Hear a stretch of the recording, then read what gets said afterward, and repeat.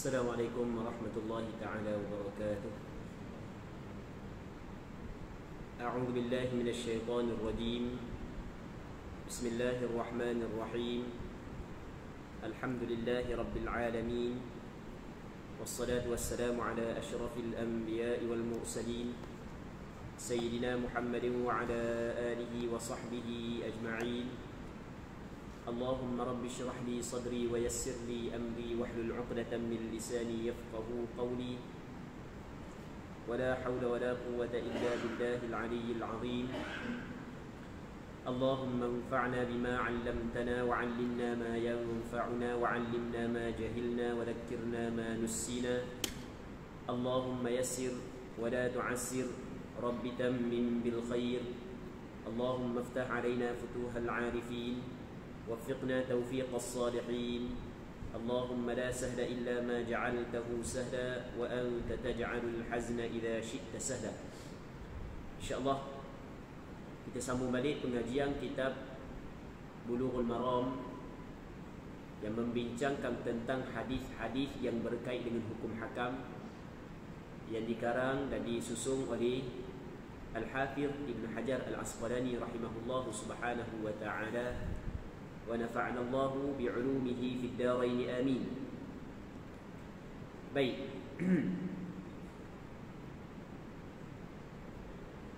Kita hadis yang ke-557 daripada kitab Bulughul Maram. Kata Al-Hafidh Ibn Hajar Al-Asqalani rahimahullahu subhanahu wa ta'ala, عن أبي هريرة رضي الله عنه قال قال رسول الله صلى الله عليه وسلم أكثروا ذكر هادم اللذات الموت. رواه الترمذي والنسائي وصححه ابن حبان. Maksudnya daripada Abi Hurairah radhiyallahu taala anhu, katanya Rasulullah sallallahu alaihi wasallam pernah bersabda, perbanyaklah oleh kamu mengingati penghancur kesenangan, iaitu kematian. Hadis ini diriwayat oleh Imam Tirmidzi, Imam An-Nasa'i, dan dinilai sahih oleh Imam Ibn Hibban. Muslimin muslimat yang dirahmati oleh Allah Subhanahu wa taala. Jadi sekarang ni kita masuk dalam bab baru, iaitu bab yang berkait dengan jenazah. Jadi mula-mula sekali dalam bab ni Al-Imam Al-Hafidh Ibn Hajar Al-Asqalani dia menyebut hadis yang mana Nabi sallallahu alaihi wasallam suruh kepada kita perbanyakkan ingat kepada kematian. Bukan hanya ingat kematian, bahkan perbanyakkan ingat kematian. Dia kata akthiru dzikra hadimil ladzat, perbanyakkan ingat kepada kematian. Kerana orang yang sentiasa ingat kematian cukup bermanfaat untuk dia nisbah kepada akhirat dia, nisbah kepada agama dia. Kalau jenis gandok sangat ingat kematian tu sikit gandok. Kalau cakap gitu. Kalau jenis buat maksiat banyak, kalau sekiranya ingat kepada kematian ni, rasa kot nak bertaubat. Kalau dia ni malas buat amal, kalau ingat kepada kematian, maka rasa juga nak tambah buat amal. Jadi ingat kepada kematian adalah suatu perkara yang penting dalam kehidupan orang Islam, orang beriman yang mempercaya, yang meyakini bahawasanya kehidupan yang hakiki adalah kehidupan setelah daripada dia mati. Jadi memang perkara yang cukup penting kerana ia akan membantukan dia untuk bertaubat dan menambah amal kebaikan. Dia ingat kepada kematian yang dituntut oleh syarak adalah ingat kematian yang membantu kita untuk membuat persiapan. Bukan hanya semata-mata ingat mati. Kalau semata-mata ingat mati, bawa kereta laju lah. Bawa kereta laju. Suruh budak umur 14, 15 bawa, dia tekan 230, kita duduk tepi. Memang start daripada awal sampai kaki ingat mati siapa kali dia. Kalau semata-mata ingat kematian, dia apa yang dituntut oleh syarak bukan semata-mata ingat mati.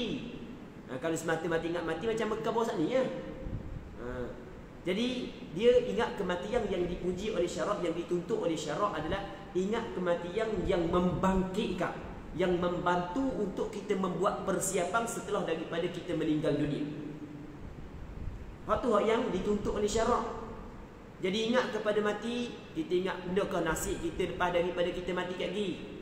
Benda nasib kita, amal kita dah buat cetong benda nasib kita. Dosa banyak siang malam dia buat dosa. Dah bila aku nak taubat? Bila mati tak tahu jadi benda ingat kepada mati itulah hak yang dituntut oleh syarak. Sebab itulah di sana ada hadis yang diriwayat oleh Imam Ibnu Majah radhiyallahu taala anhu dalam kitab sunangnya. Ada seorang daripada Abdullah bin Umar bin Al-Khattab radhiyallahu taala anhuma, yang mana ada seorang lelaki dari kalangan sahabat mari jumpa dengan Nabi sallallahu alaihi wasallam. Dia ajukan kepada Rasulullah beberapa soalan. Antara soalannya dia bawa kepada Rasulullah, fa ayyul mu'minina akyas? Siapakah Rasulullah dari kalangan orang beriman hak yang betul-betul cerdik? Siapa orang beriman hak yang cerdik wahai Rasulullah? Cerdik di sini bukan dengan ukuran kita tapi dengan ukuran syarak. Kita kalau cerdik mengikut ukuran kita memanglah orang hak yang mempunyai, orang hak yang maksudnya orang hak yang berpelajaran, orang hak yang cerdik di kalangan kita. Tetapi orang hak yang cerdik di sisi syarak lain pula.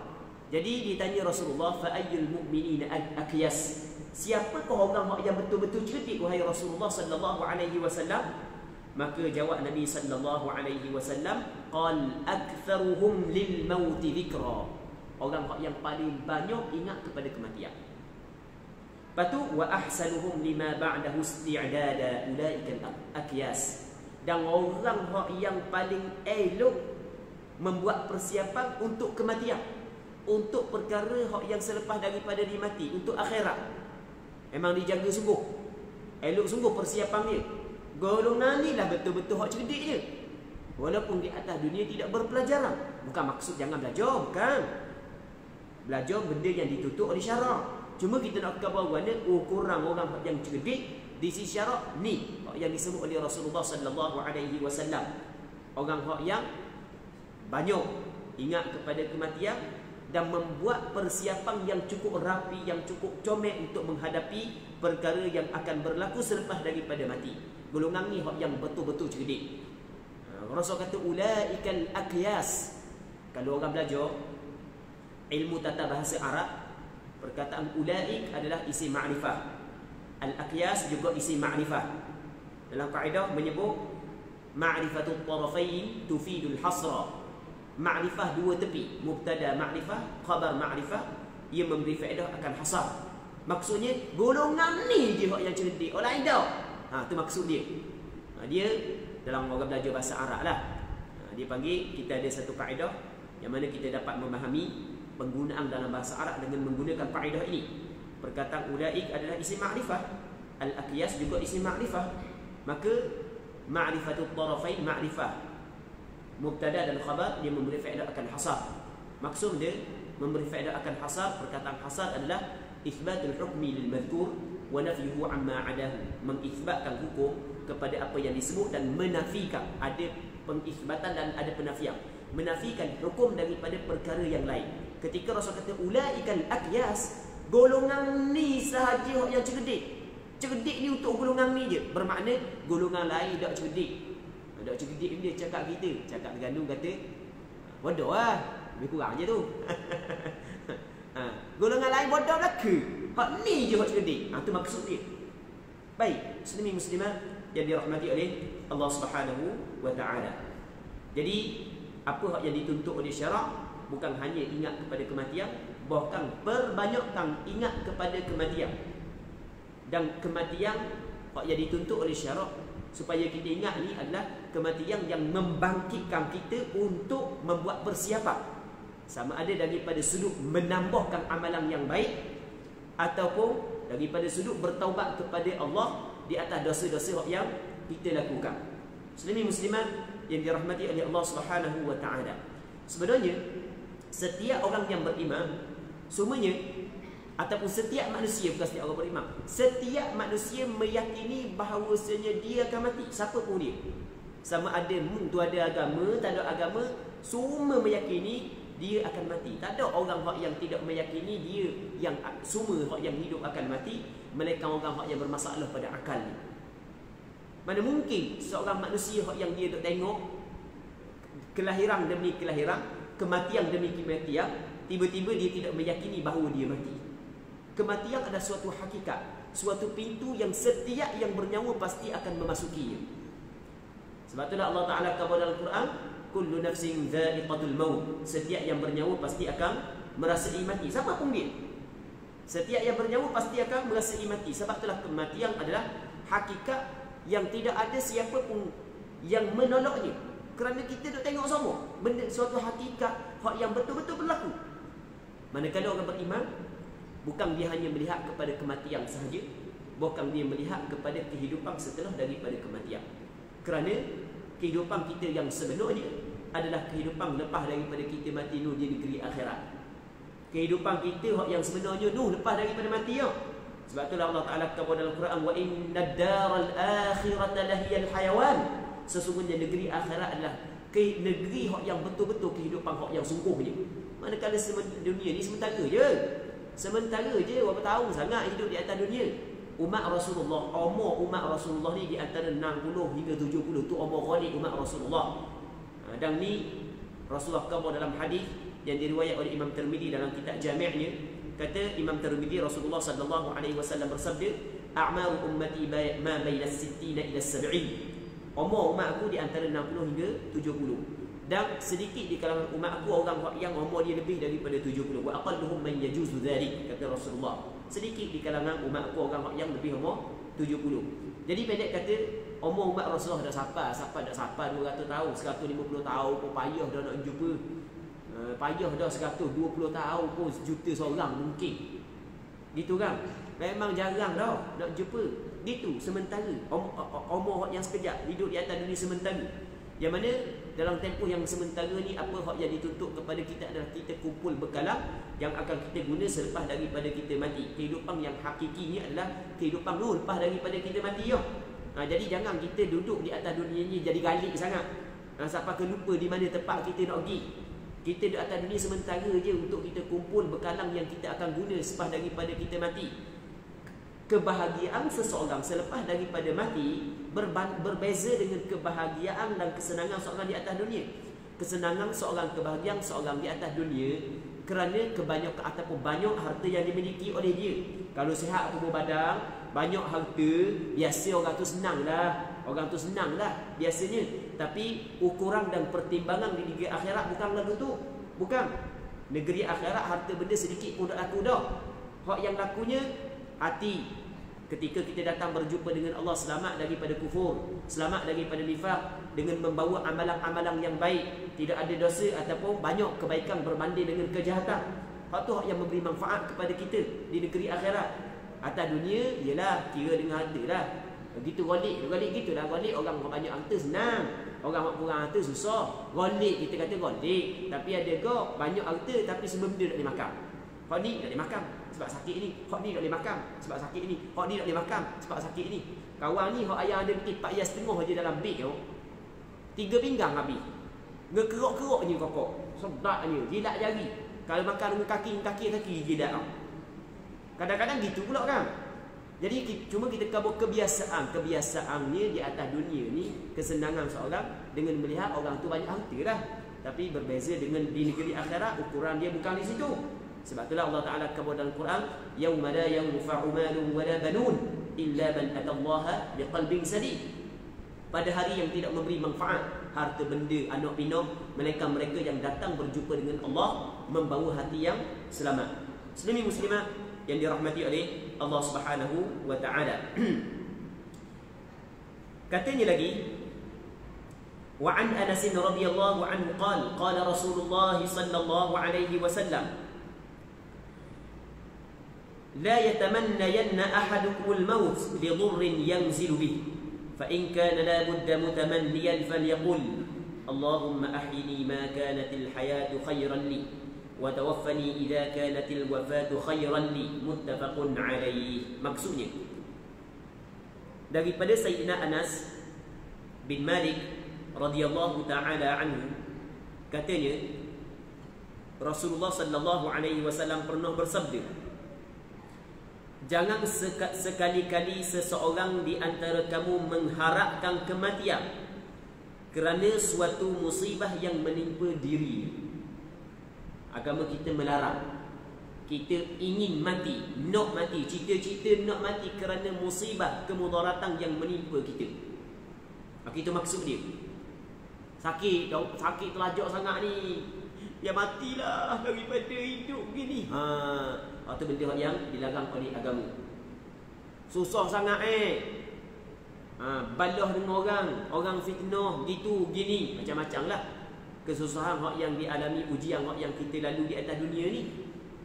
Ada masalah dengan orang tu, masalah dengan orang ni, masalah kewangan, masalah pekerjaan, masalah tu, macam-macam masalah ni.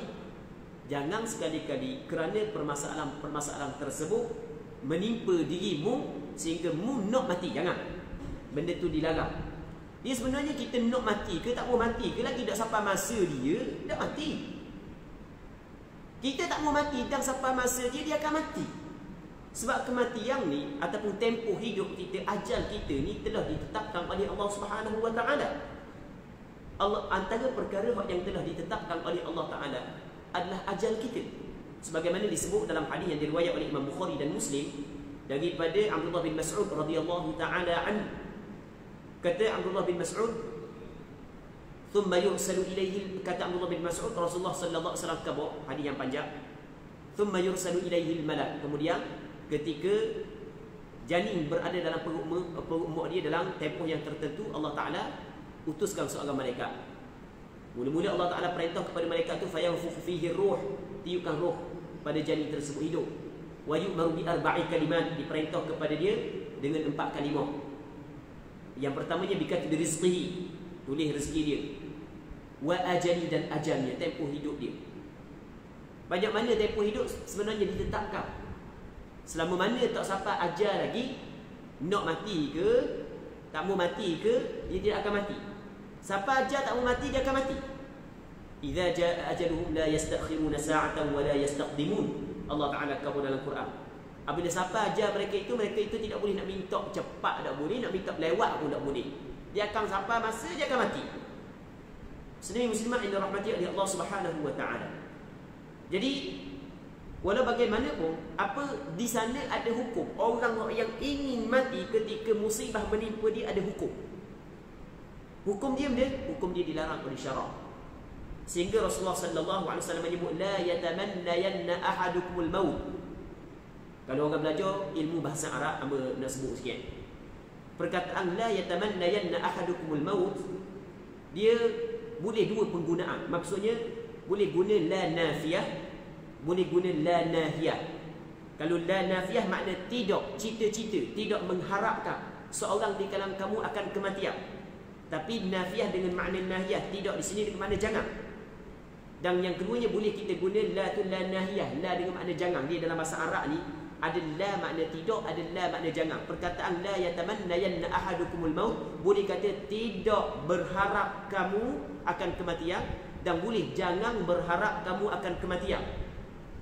Ada sebahagian daripada ulama mengatakan bahawasanya la di sini adalah la nafiyah. Hak tu lebih comel lagi berbanding dengan la nahiyah. La dengan makna tidak, bukan dengan makna jangan. Sebab jangan ni larang. Tidak walaupun ada larangan, tapi makna dia lebih besar lagi. Maksudnya orang yang beriman mesti kena tidak ada sifat ni. Orang beriman tidak boleh ada sifat lagu ni. Orang yang beriman bukan setakat larangan, bahkan kena menafikan benda ni daripada hati orang beriman. Orang yang betul-betul beriman kepada Allah dan hari akhirat, ketika ada musibah menimpa dia, jangan sekali-kali mengharapkan kematian. Kerana orang Islam, orang beriman, apa jua keadaan dia baik. Sama ada ketika senang, begitu juga ketika susah. Ini disebut oleh Nabi sallallahu alaihi wasallam. Kata Nabi sallallahu alaihi wasallam, ajaban li amril mu'min. Oh pelik sungguh. Oh hebat sungguh urusan orang beriman ni. Inna amrahu kullahu khair. Sesungguhnya keadaan orang beriman semuanya baik belaka. Walaysa dzalika li ahadin illa lil mu'min. Benda tu tidak ada melainkan hanya untuk orang beriman saja. In asabathu sarra syakar fakana khairan lah. Ketika ditimpa kepada dia perkara yang mengembirakan, maka dia bersyukur kepada Allah, maka itu adalah yang lebih baik baginya. Wa in asabathu darra'u sabar fakana khairan lah. Ketika ditimpa benda yang mendatangkan mudarat, tiba-tiba dia sabar, maka itu adalah yang lebih baik bagi dia.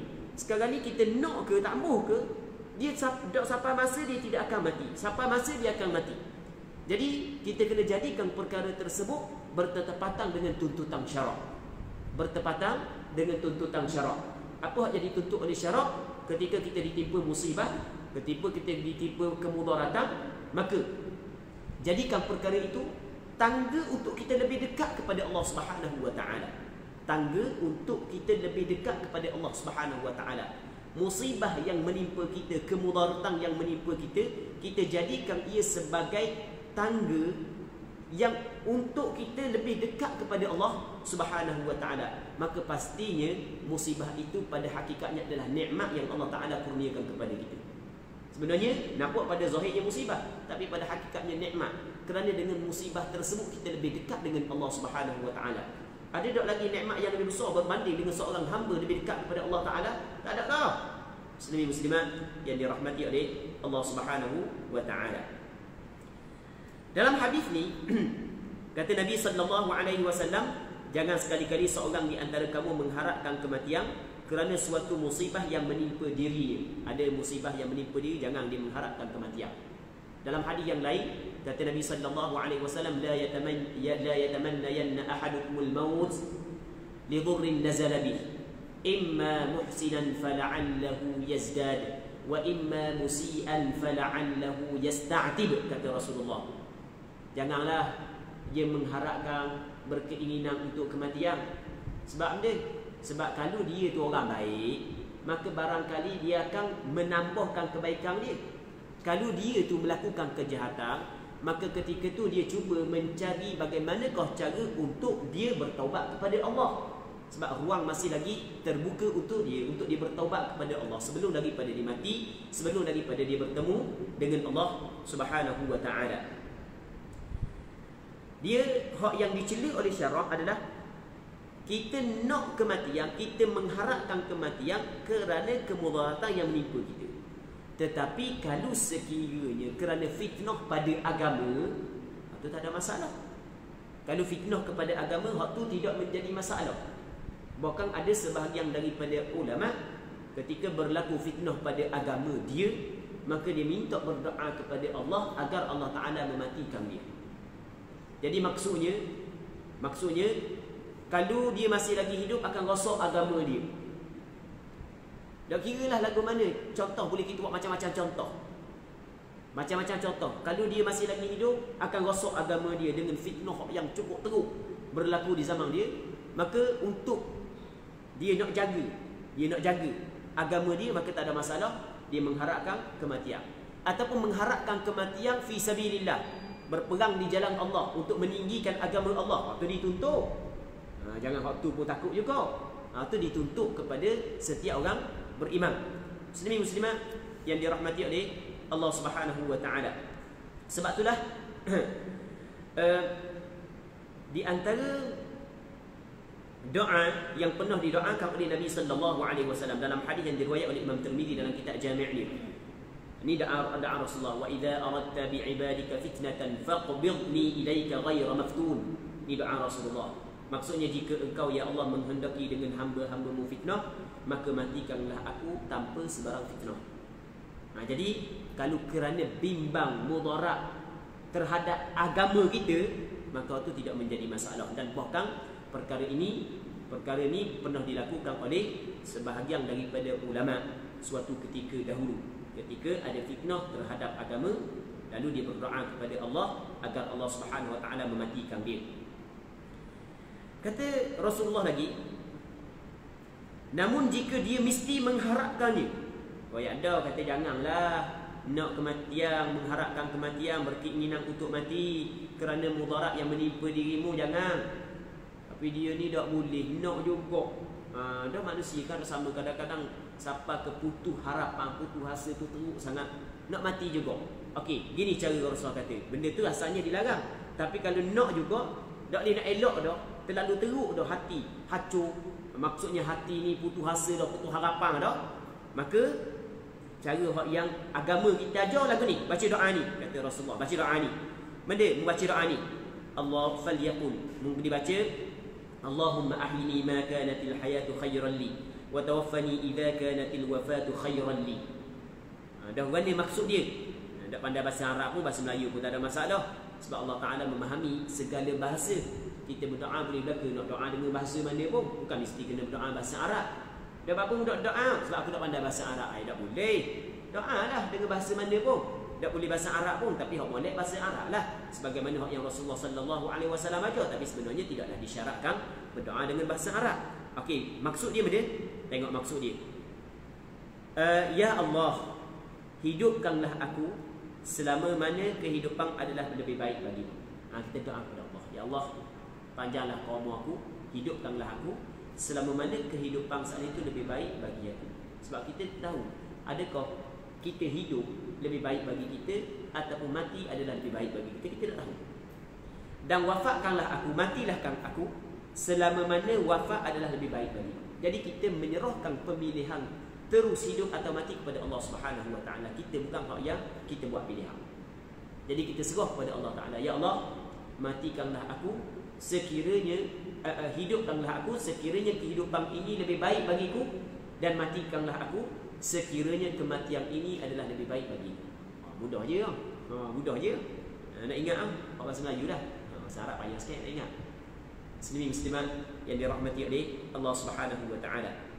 Seterusnya, katanya wa an Buraidah radhiyallahu anhu عن النبي صلى الله عليه وسلم قال المؤمن يموت بعرق الجبين رواه الثلاثة وصححه ابن حبان. Maksudnya daripada Buraidah, seorang sahabat Rasulullah sallallahu alaihi wasallam radhiyallahu taala anhu, daripada Nabi sallallahu alaihi wasallam, sabdanya, orang mukmin meninggal dunia dengan keringat yang membasahi keningnya. Keringat yang membasahi ni dahi dia. Baik, kata Nabi sallallahu alaihi wasallam, orang mukmin dia mati dengan keringat, dengan peluh tu. Araqil jabin ni peluh peluh atas dahi dia. Baik, yang membasahi dahinya. Hadis ni diriwayat oleh 3 orang ulama hadis, termasuklah Imam Abu Daud, Imam Tirmizi, dan hadis ini dinilai sahih oleh Imam Ibn Hibban. Muslimin muslimat yang dirahmati oleh Allah Subhanahu Wa Taala, orang beriman adalah orang yang berbahagia di negeri akhirat. Walaupun iman ada dalam hati dia sesaudara, orang beriman adalah orang yang berbahagia. Cukup dia beriman, dia berbahagia. Setiap orang yang tidak melakukan syirik kepada Allah, dia adalah orang yang berbahagia. Allah Ta'ala mengharamkan api neraka ke atas badan dia, ke atas tubuh badan dia. Dalam hadis yang diriwayat oleh Mu'adz bin Jabal radhiyallahu ta'ala anhu, yang mana kata Mu'adz, Nabi sallallahu alaihi wasallam bersabda, maksudnya barang siapa yang mengucap 2 kalimah syahadah, yang meyakini tidak ada Tuhan melainkan Allah dan Nabi Muhammad adalah utusan Allah, maka Allah Ta'ala mengharamkan ke atasnya neraka Allah Subhanahu Wa Ta'ala. Pada peringkat awal, ketika Rasul khabar kepada Sayyidina Mu'adz bin Jabal, Sayyidina Mu'adz bin Jabal minta izin dengan Rasul untuk khabar kepada orang lain. Boleh tak nak khabar ke orang lain? Kata Rasul, kalau khabar ke orang lain, kayak gini kan, ia pakai doa amal. Itu cakap mudah lagu tu, lebih kurang gitulah maksud daripada perkataan Rasulullah. Lepas tu, maka pada awalnya Sayyidina Mu'adz bin Jabal tak khabar, tapi sebelum daripada wafat, Sayyidina Mu'adz bin Jabal khabar. Sebab dia ta'athuma, dalam hadis sebut lagu tu ta'athuma, kerana dibimbang dia telah untuk mengelak daripada dia melakukan dosa menyembunyikan apa yang pernah disampaikan oleh Nabi sallallahu alaihi wasallam. Maksudnya, setiap orang yang ada 2 kalimah syahadah di dalam diri dia, maka Allah Ta'ala mengharamkan jasad dia di atas api neraka. Jadi orang yang beriman, sama ada dia saat itu melakukan amal-amal yang soleh ataupun tidak, yang penting ketika dia mati dalam keadaan dia beriman, pastinya dia akan masuk syurga Allah Subhanahu Wa Taala. Kalau Allah Ta'ala tidak ampun dosa dia, maka Allah Ta'ala akan memasukkan dia ke dalam neraka Allah sekadar kejahatan yang dia buat dan sekadar tempoh yang dikehendaki oleh Allah Subhanahu ataupun sekadar tempoh yang dikehendaki oleh Allah Subhanahu wa taala. Pada penghujungnya tempat dia adalah syurga. Kata Nabi sallallahu alaihi wasallam dalam satu hadis yang sahih, tak silap ingat, diriwayat oleh Imam Bukhari dalam kitab sahihnya, kata Rasulullah, yakhruju minan nari man qala la ilaha illallah wa fi qalbihi mithqalu dzarratin min khair, atau kama qala, maksudnya akan keluar daripada neraka Allah mereka yang mengucapkan la ilaha illallah sedangkan dalam hati dia ada sebesar zarah daripada kebaikan. Maksudnya iman sebesar zarah dalam hati dia ada ketika dia mati, pasti dia akan terkeluar daripada neraka Allah Subhanahu wa taala. Cuma di sana ada golongan-golongan orang yang mendapat kelebihan dan kedudukan yang tinggi di sisi Allah Subhanahu wa taala. Dan golongan tersebut ada tanda-tanda dia. Tanda dia. Dalam hadis ini Rasulullah menyebut antara tanda orang yang mendapat kedudukan yang tinggi di sisi Allah dari kalangan orang beriman adalah orang beriman dia mati dalam keadaan dahi dia berpeluh. Dalam keadaan dahi dia berpeluh. Okey, apakah maksud dahi dia berpeluh? Maksud dia dahi dia berpeluh, ulama berbeza pandangan dalam menafsirkan perkataan Rasulullah dahi berpeluh. Orang beriman mati dalam keadaan dahi berpeluh. Maksud dia benda? Ada sebahagian daripada ulama mengatakan dahi dia peluh sungguh. Dah apa peluh? Ni sebahagian ulama kata dahi dia peluh sungguh. Dah apa peluh? Kerana dia malu ketika datang berita gembira kepada dia. Sebab kita nak mati tu datang berita gembira dah. Orang yang ahli syurga dapat berita gembira dah situ. Ni Allah Ta'ala sebut dalam Quran, innal ladzina qalu rabbuna Allah thumma istaqamu tatanazzalu alaihimul malaikatu alla takhafu wa la tahzanu wa abshiru bil jannah. Hendaklah bergembira dengan dapat syurga. Dapat dah berita gembira. Jadi oleh kerana dapat dah berita gembira dia dapat syurga, dalam masa yang sama dia teringat kejahatan yang dibuat. Allah, banyaknya kejahatan aku buat, tak layak sebenarnya aku ni. Maka mari perasaan malu. Sampai kepeluh mari perasaan malu. Okey, itu benda pandangan yang pertama bagi ulama dalam menghuraikan hadis ini. Itu yang pertama. Yang kedua, maksud berpeluh dahi ini, maksud dia berpeluh dahi adalah muslimin muslimah yang dirahmati oleh Allah Subhanahu wa taala adalah kinayah. Kinayah ni adalah kiasan, bukan peluh sungguh. Kiasan. Kiasan daripada susah dia nak mati. Kiasan daripada benda susah nak mati. Kan kita apabila susah ni sampai kepeluh kejap. Kan susah kan? Sampai kepeluh kejap. Jadi orang yang beriman dia susah nak mati. Maksudnya sakit tu, sakit ini. Sebab dia, sebab Allah Ta'ala nak ampun dosa dia dengan sakit tersebut agar dia suci sebelum daripada dia berjumpa dengan Allah Subhanahu wa taala. Dan benda ini berlaku kepada Nabi sallallahu alaihi wasallam. Sehingga kan dalam hadis yang diriwayatkan oleh Imam Bukhari dalam kitab sahihnya, kata Aisyah radhiyallahu taala anha, "Ma ra'aitu ahadan ashadda 'alaihi al-waja'u min Rasulillah sallallahu alaihi wasallam." Aku tidak pernah melihat seorang yang cukup teruk mengalami kematian saat nak mati berbanding dengan Rasulullah sallallahu alaihi wasallam. Cukup teruk. Rasulullah sallallahu alaihi wasallam pesang. Ambil air ada dalam tepi Rasulullah, ambil air sapu di muka, ambil air sapu di muka. Kata Rasulullah, innal mauti la sakarat, sesungguhnya bagi kematian ni ada sakarat ni, ada mabuk dia. Allahumma hawwin alayya fi sakaratil maut. Ya Allah, permudahkanlah kepadaku untuk menghadapi sakaratil maut. Sebab dia, sebab Allah Ta'ala nak ampun dosa. Allah Ta'ala nak ampun dosa sebelum daripada bertemu dengan Allah. Dah kan kita buat dosa siang malam, taubat malah apa? Buat dosa rajin, taubat malah apa? Nak syurga siang malam ni tak syurga. Dosa buat sama. Maka bagaimana kalau Allah Ta'ala mengampunkan dosa tersebut? Dengan Allah Subhanahu wa taala uji dengan bermacam-macam ujian. Antaranya kesusahan untuk menghadapi kematian.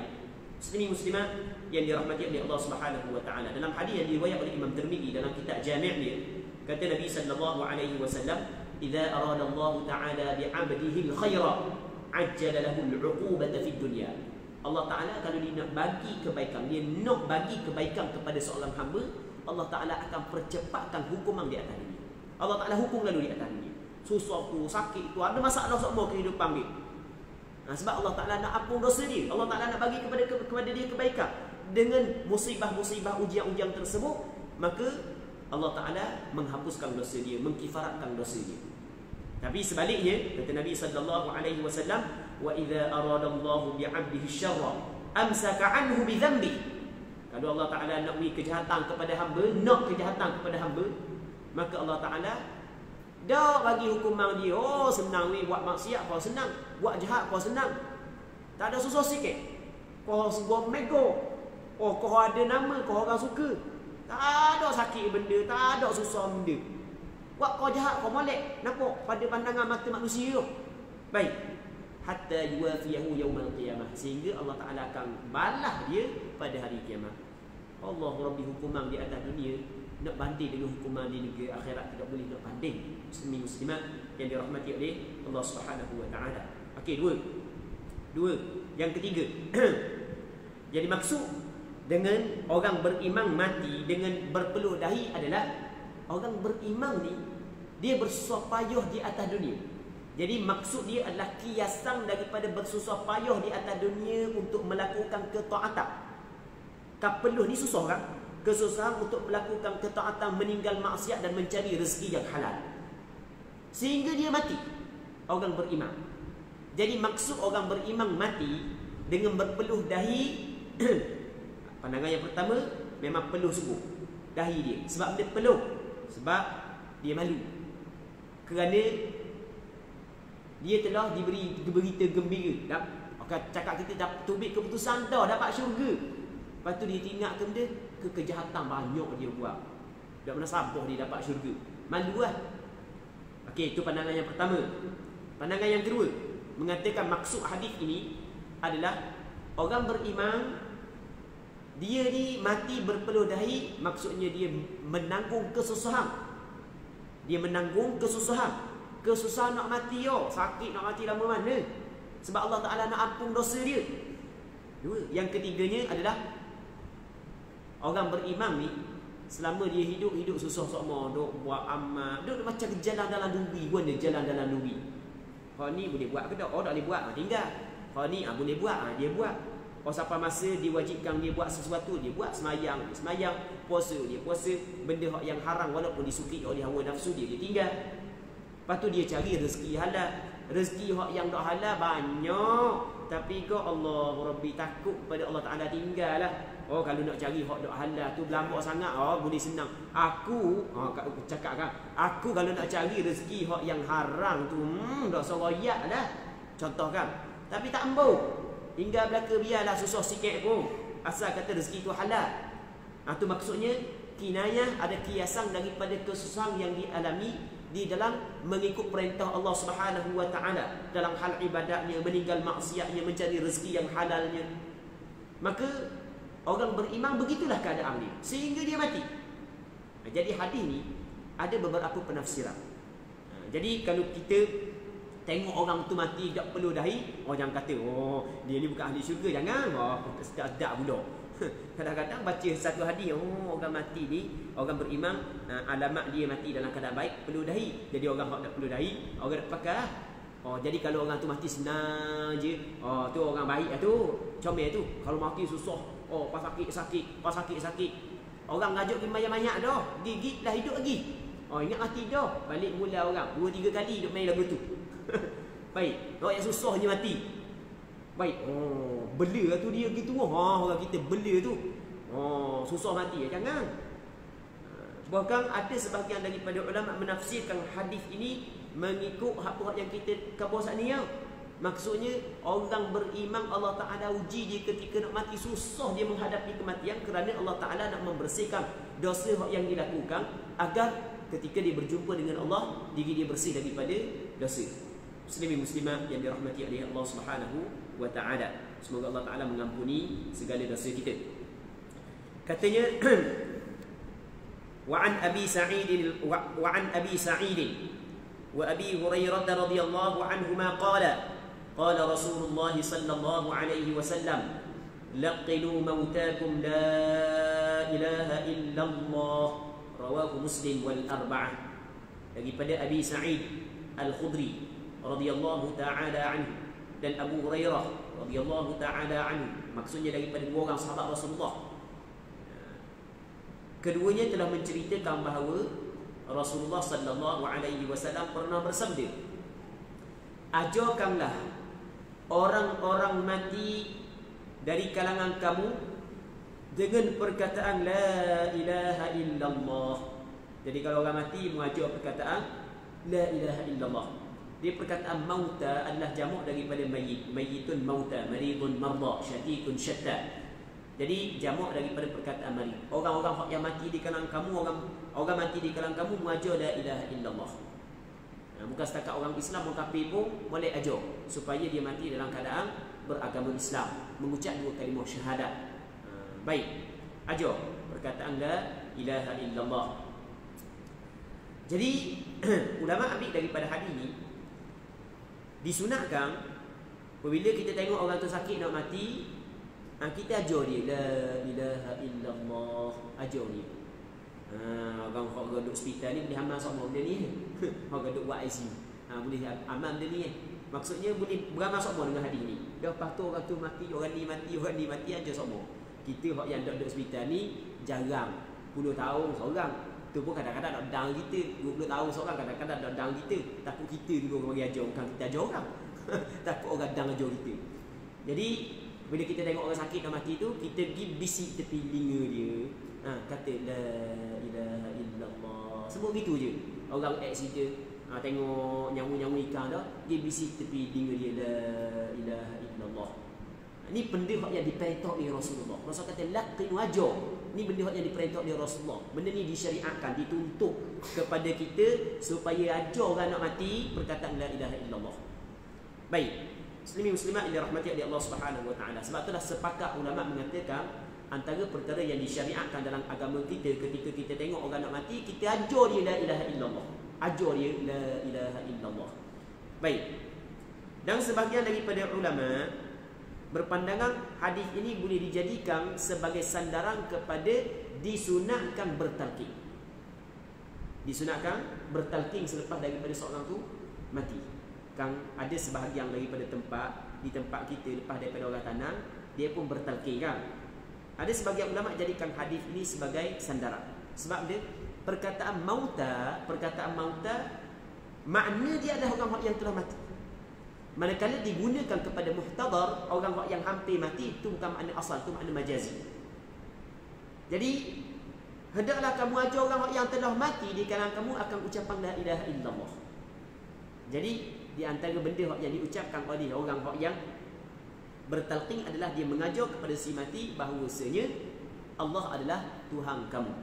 Maka ini pandangan sebahagian daripada ulama. Sebenarnya masalah talqin selepas daripada mati, maka ulama berbeza pandangan. Sebenarnya ada yang mengatakan sunat, ada yang mengatakan tidak disunatkan. Ada padalah masalah begini. Jadi nak buat dipersilakan, tak mau buat pun tak ada masalah. Baik. Muslimin muslimat yang dirahmati oleh Allah Subhanahu wa taala. Seterusnya katanya wa an Ma'qil bin Yasar radhiyallahu anhu anna an-nabiy sallallahu alaihi wasallam qala iqra'u ala mautakum yasin. Rawahu Abu Dawud wan Nasa'i wa sahhahu Ibn Hibban.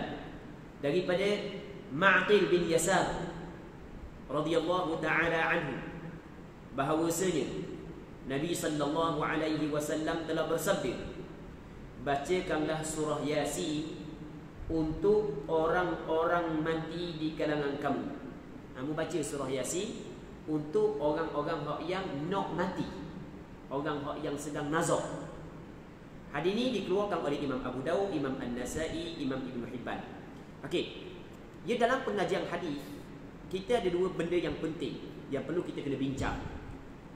Cuma kita nak bincang belaka lah, jarang-jarang je. Kalau tempat ni kita nak bincang sikit. Sebab apa? Sebab di tempat kita ramai orang baca Yasin bila orang nak mati. Yang pertamanya daripada sudut thubut. Yang keduanya daripada sudut dalalah. Maksudnya daripada sudut thubut, maksudnya hadis ni sabit daripada Rasulullah. Hadis ni tarah dia lagu mana, hukum dia lagu mana, hadis ni sahih ke tak. Itu daripada thubut. Yang keduanya daripada sudut dalalah. Dilalah dia baca kedua. Daripada sudut makna dia, makna hadis ni warna. Yang pertama kita bincang daripada sudut sabit dok hadis ni.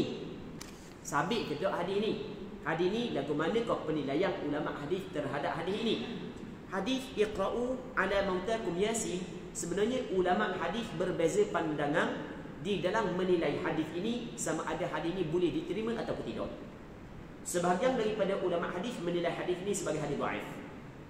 Namun ada sekumpulan daripada ulama hadis menilai hadis ini sebagai hadis hasan. Maksudnya boleh diterima. Jadi ulama hadis sendiri berbeza pandangan dalam menilai hadis ini. Jadi masih lagi ada ulama hadis menilai hadis ini sebagai hadis hasan. Okey, itu yang pertama. Di sana ada riwayat yang kedua yang diriwayat oleh Imam Ahmad bin Hanbal dalam kitab Musnadnya, yang mana hadis yang panjang. Dalam perkataan ni kata Imam Ahmad bin Hanbal, fakana al-mashyakhatu yaqulun, guru dulu kata walid idza quri'at 'inda al-mayyit khuffifat anhu biha.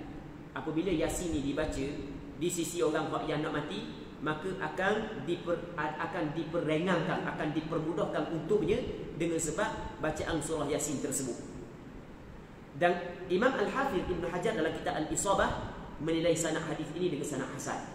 Jadi kesimpulan, di sana ada hadis yang dinilai hasan oleh beberapa orang ulama hadis, dan hadis ni dinilai hasan juga oleh beberapa orang ulama hadis. Yang mana hadis ni menjelaskan bahawasanya dituntut kita baca Yasin kepada orang yang nak meninggal dunia. Okey, itu daripada sudut sebut. Manakala daripada sudut dalalah jelas, bacalah oleh kamu Yasin ke atas orang yang mati. Perkataan orang yang mati ni mengikut pandangan yang disepakati oleh ulama adalah orang yang nak mati. Sebab itulah pandangan majoriti ulama disunatkan apabila kita tengok orang nak mati kita baca Yasin. Di samping kita ajar dia la ilaha illallah, kita baca Yasin. Yasinul Quran lah. Sudah kira baca gambar mana pun sunat berpandukan kepada hadis ini. Baik. Muslimin muslimat yang dirahmati oleh Allah Subhanahu wa taala. Sehingga kan Syekh Ibn Taymiyah juga memilih pandangan disunatkan kepada orang yang nak mati kita baca Yasin. Jadi orang waktu kalau nak mati sunat kita baca Yasin berpandukan kepada hadis ini. Jadi untuk malam ni kita kena berhenti sini dululah. InsyaAllah kita sambung balik pada minggu-minggu akan datang. Kita berdoa kepada Allah Subhanahu wa taala agar apa yang kita bincangkan pada malam yang mulia ini diberkati oleh Allah Subhanahu wa taala, dan semoga kita dapat sama-sama mengambil manfaat. Semoga Allah Subhanahu wa taala mengampun dosa kita, dan semoga Allah Subhanahu wa taala memurniakan kita syurga Allah Subhanahu wa taala. Wallahu Subhanahu wa taala a'la wa a'lam. Sallallahu ala sayyidina wa maulana Muhammad wa ala alihi wa sahbihi ajma'in. Walhamdulillahi rabbil alamin.